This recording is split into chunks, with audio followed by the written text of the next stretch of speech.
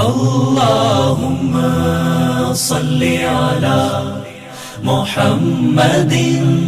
وعلى آله وصحبه وسلم۔ قابل احترام معزز سامعین اور میری دینی و اسلامی ماں اور بہنوں، آج کی اس مجلس میں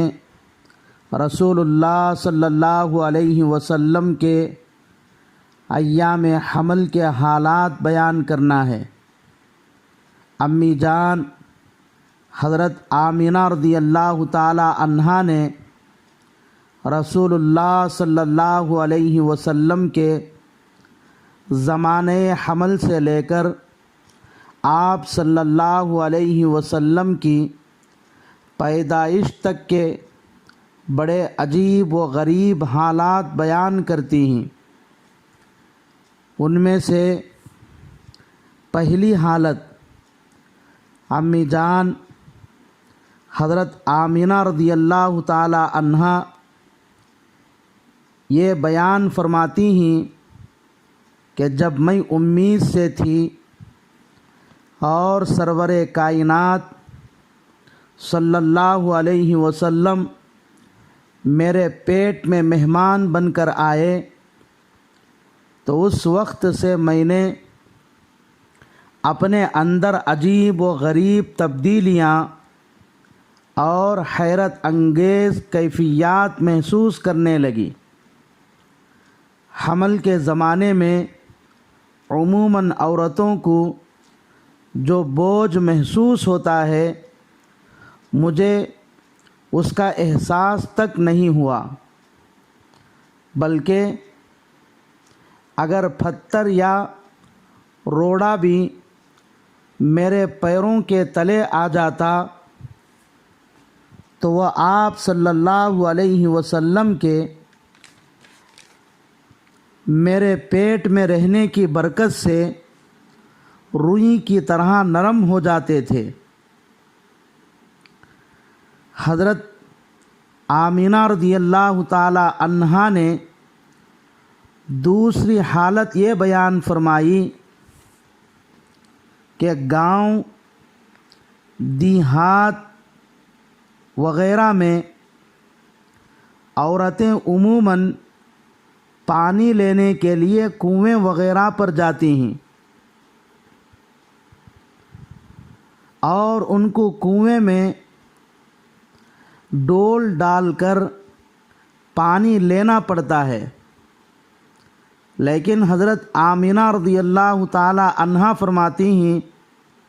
کہ میں بھی حمل کے زمانے میں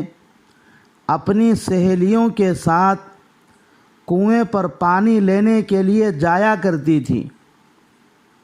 میری سہیلیوں کو تو کنویں سے پانی لینے کے لیے اپنا ڈول کنویں میں ڈال کر پانی لینا پڑتا تھا، لیکن جیسے ہی میں کنویں کے پاس پانی لینے کے لیے قریب ہوتی تو مجھے پانی لینے کے لیے ڈول کنویں میں ڈالنے کی ضرورت ہی نہیں پڑتی تھی، بلکہ پانی خود بخود کنویں کے اوپر تک آ جاتا تھا، جس کی وجہ سے میں کھڑے کھڑے ہی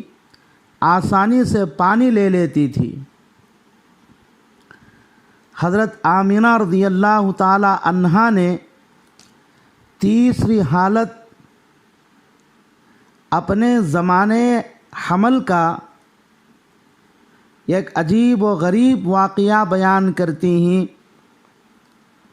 کہ ولادت سے پہلے مجھے بہت عجیب و غریب خواب نظر آتے تھے۔ اکثر مجھے خواب میں ایک نور دکھائی دیتا تھا۔ ایک دن میں نے ان خوابوں کا ذکر اپنے سہیلیوں کے سامنے کیا تو میری سہیلیوں نے مجھ سے کہا کہ آمینہ، عام طور پر حمل کے زمانے میں عورتوں پر سائے کا اثر ہو جاتا ہے، اس لیے ہم لوہے کا کڑا بنوا کر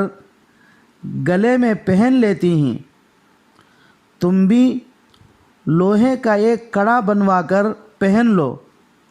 اس سے خواب وغیرہ نظر نہیں آئیں گے۔ چنانچہ میں اپنی سہیلیوں کے کہنے پر لوہے کا ایک کڑا بنوا کر گلے میں پہن لیا، اور جب رات کو سو گئی تو خواب میں ایک بزرگ ہستی، نورانی چہرہ، سبز عمامہ، سفید ریش، حسین اور خوبصورت نظر آئے۔ انہوں نے میرے قریب آ کر اپنی شہادت کی انگلی سے میرے گلے میں پہنے ہوئے لوہے کے کڑے کی طرف اشارہ کیا، جس سے وہ لوہے کا کڑا ٹوٹ کر زمین پر گر گیا۔ میں نہایت پریشان ہو کر ان بزرگ سے کہنے لگی کہ آپ کون ہیں اور آپ نے میرے ساتھ ایسا ظلم کیوں کیا؟ اس پر ان بزرگ نے کہا، بیٹی آمینہ، میں اللہ کا خلیل ابراہیم ہوں اور تم کو یہ خوشخبری سنانے آیا ہوں کہ تمہارے پیٹ میں ایرا غیرہ نتو خیرہ کوئی معمولی بچہ نہیں ہے، بلکہ تمام نبیوں کے سرتاج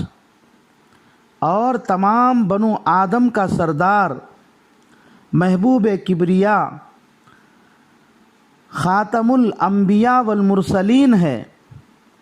اس لیے میری غیرت گوارا نہیں کی کہ اس عظیم المرتبہ شخصیت کی ماں زمانے جاہلیت کے ماحول سے متاثر ہو کر جاہل عورتوں کی طرح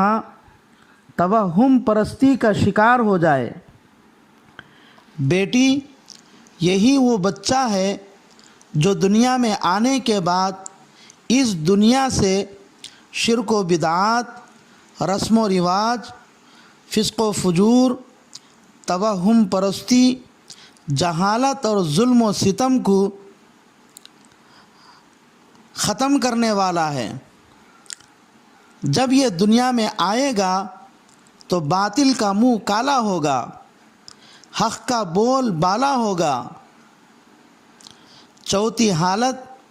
حضرت آمینہ رضی اللہ تعالی عنہا بیان فرماتی ہیں کہ حمل کے زمانے میں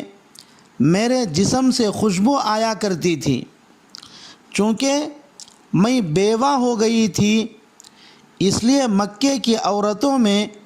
یہ بات مشہور ہو گئی کہ مکے کے سردار عبد المطلب کی بہو آمینہ بیوہ ہونے کے باوجود نہایت قیمتی عطر استعمال کرتی ہے۔ ہوتے ہواتے یہ بات حضرت عبد المطلب کے کانوں تک بھی پہنچ گئی، اس لیے حضرت عبد المطلب اپنے اہلیہ محترمہ حضرت فاطمہ کو بلا کر کہا کہ آمینہ بیوہ ہے، اس کو سمجھاؤ کہ عطر اور خوشبو کا استعمال نہ کرے۔ رسول اللہ صلی اللہ علیہ وسلم کی دادی جان حضرت فاطمہ نے کہا کہ میں نے بھی کئی مرتبہ سوچا کہ آمینہ کو بلا کر سمجھاؤں، لیکن آج کل آمینہ کی شخصیت میں ایسا رعب اور جلال ہے کہ اس کو بلا کر بات کرنے کی بھی ہمت نہیں ہو رہی ہے۔ آخر کار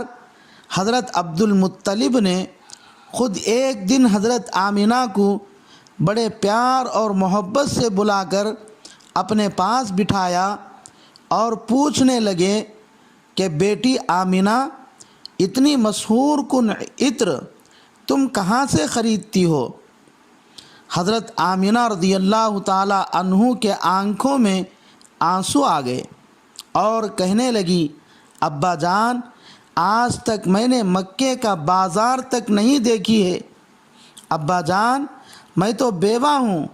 عطر کیوں استعمال کروں گی؟ ابا جان،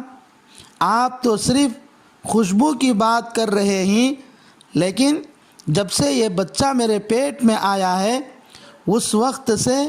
میں نے جو کچھ واقعات دیکھا ہے، اگر میں ان کو سناؤں تو تم مجھے ضرور پاگل اور دیوانی کہو گے۔ ابا جان، جب سے یہ بچہ میرے پیٹ میں آیا ہے اس وقت سے میں جب بھی دھوپ میں چلتی ہوں تو بادل مجھ پر سایہ کرتا ہے، پہاڑوں کے پاس سے گزرتی ہوں تو وہ مجھ سے باتیں کرنے لگتے ہیں، در و دیوار کے پاس سے جاتی ہوں تو وہ مجھ سے ہم کلام ہو جاتے ہیں، درختوں کے پاس سے چلتی ہوں تو وہ جھک کر میری تعظیم کرتے ہیں، بیت اللہ کے پاس سے گزرتی ہوں تو وہ مجھے خوشخبری سناتا ہے، چاند پر نظر ڈالتی ہوں تو وہ بھی آداب بجا لاتا ہے، یہاں تک کہ اب حالت یہ ہو گئی ہے کہ میں جہاں تھوک بھی دیتی ہوں تو وہاں سے بھی خوشبو کی مہک آنے لگتی ہے۔ قابل احترام بھائیوں اور بزرگوں اور میری ماں اور بہنوں، یہ تھے مختصر حالات رسول اللہ صلی اللہ علیہ وسلم کے ایام حمل کے، جو رسول اللہ صلی اللہ علیہ وسلم کے عظیم المرتبت ہونے کو بتلا رہے تھے۔ اللہ سے دعا ہے کہ اللہ تبارک و تعالی تمام مسلمانوں کو اپنے آقا اور مولا محمد الرسول اللہ صلی اللہ علیہ وسلم کی سیرت پڑھنے، سننے اور اس کو سمجھنے اور اپنی زندگی کو رسول اللہ صلی اللہ علیہ وسلم کی سیرت مبارکہ کے مطابق بنانے کی توفیق عطا فرمائے۔ آمین۔ وآخر دعوانا ان الحمد للہ رب العالمین۔